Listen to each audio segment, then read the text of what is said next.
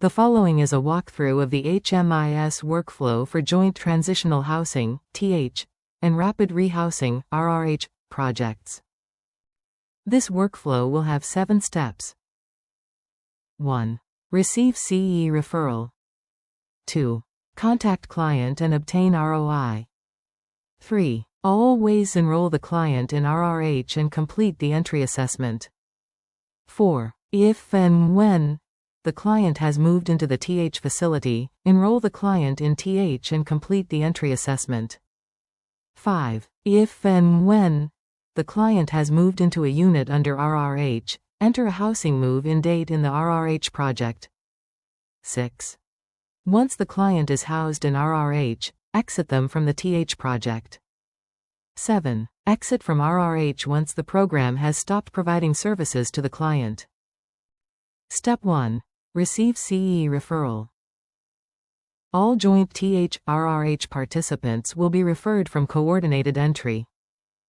Providers will receive an email and a referral in the HMIS from coordinated entry when participants are matched to their program. This will appear as 2 referrals, one to each project component, under one need. The need status will need to be updated according to the coordinated entry timeliness standards. A good way to keep track of incoming referrals in the HMIS is by creating accounts report. To set up accounts report, start by expanding Customize Homepage Dashboard. Click Add Counts Report. Click the pencil icon to edit. For report name, select Incoming Referrals. Adjust the date range accordingly. Select Provider for provider type. For provider, click Search. Since the referral will be sent to both components, select either the RRH or TH component of the program by clicking the plus icon. Click OK to run the report. A count of incoming referrals for the program for the selected date range can now be found here. Clicking the number opens a list of incoming referrals. This list contains all referrals sent to the selected project during the date range selected. This means that this list will not change based on any status updates. Serviced or exited clients may still appear based on the date range selected. Click the client ID to go directly to the referred client profile. Step 2. Contact the client and obtain data sharing consent. The client's contact information can be found in the Client Profile tab. When the client has been contacted, obtain consent to share their data in the HMIS. Make sure to discuss and educate the participant about the importance and benefits of sharing their data. To document their consent in the HMIS, you may add the ROI directly from the summary page or click the ROI tab. Click Add Release of Information. Provider should be your agency as a whole. Release granted depends on whether the client has granted consent or not. The start date is the date of consent, and the end date is 3 years after. Select the client's chosen consent. Type your name as the witness. Click Save. Depending on what is appropriate, remember that their referral needs status must still be updated according to the coordinated entry timeliness standards. When client contact information has been located, providers should update the referral needs status to CES, attempting contact, within 2 days. After clients have been engaged and consent has been documented, providers should update the referral needs status to CES, client engaged, in progress to enrollment, or CES, rematch needed, relevant reason, within 15 days. Step 3. Enroll the client into the RRH component. All joint component clients' RRH enrollments should reflect the full time they are receiving assistance from the joint component project, whether or not they are receiving RRH rental assistance specifically. To create a new enrollment, you can add directly from the summary page or go to the Entry Exit tab.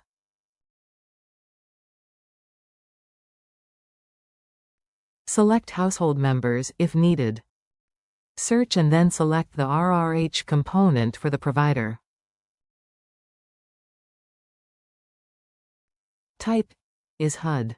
Project start date should be the date the entry assessment was conducted. Complete the entry assessment using the data provided by the client. Once the client is engaged and enrolled, providers should update the referral needs status to CES enrolled within 45 days. Step 4. Enroll the client into the TH component, if and when they move into the TH facility. All joint component clients' TH enrollments should reflect the actual dates they are staying in the TH facility. Therefore, it is possible that their TH enrollment has a later start date than the RRH enrollment, or that they do not have a TH enrollment at all. To create a new enrollment, you can add directly from the summary page or go to the Entry Exit tab. Select the same household members if needed. Search and then select the TH component for the provider. Type is HUD. Project start date should be the date that the client began staying at the TH facility. Complete the entry assessment using the data provided by the client. Once clients are enrolled in and housed with TH, providers should update the referral needs status to CES housed within 45 days. Step 5. Enter a housing move-in date, HMID, in the RRH project if and when the client has moved into a unit under RRH. To enter a housing move-in date, first you must create an interim review. Interims can only be added in the Entry Exit tab. The HMID should be entered within the RRH enrollment. Click the note icon. Click Add Interim Review. Interim review type should be Update, Housing Move-in Date. The review date should reflect the date the information was reported to the provider. The housing move-in date must be entered within the update assessment. Remember that the HMID is the date the client has moved in and spent the night in their unit. For client's current housing location, RRH falls under Rental with Ongoing Subsidy. Update the client's record accordingly if any changes were reported along with their move.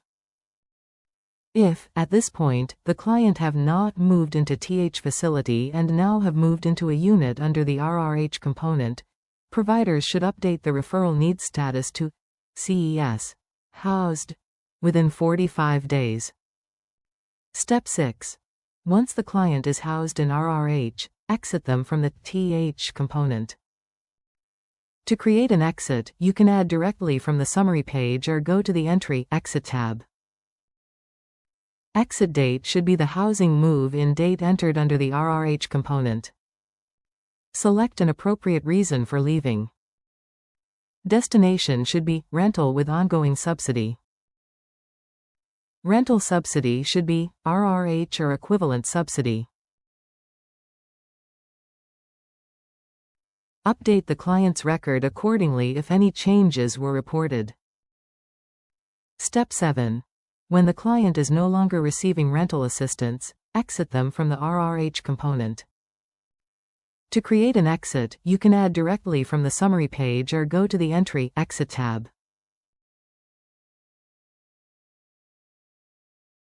Exit date should be the date the client stopped receiving rental assistance. Select an appropriate reason for leaving. Select the destination where the client reports they will stay after they stop receiving assistance. Update the client's record accordingly if any final changes were reported.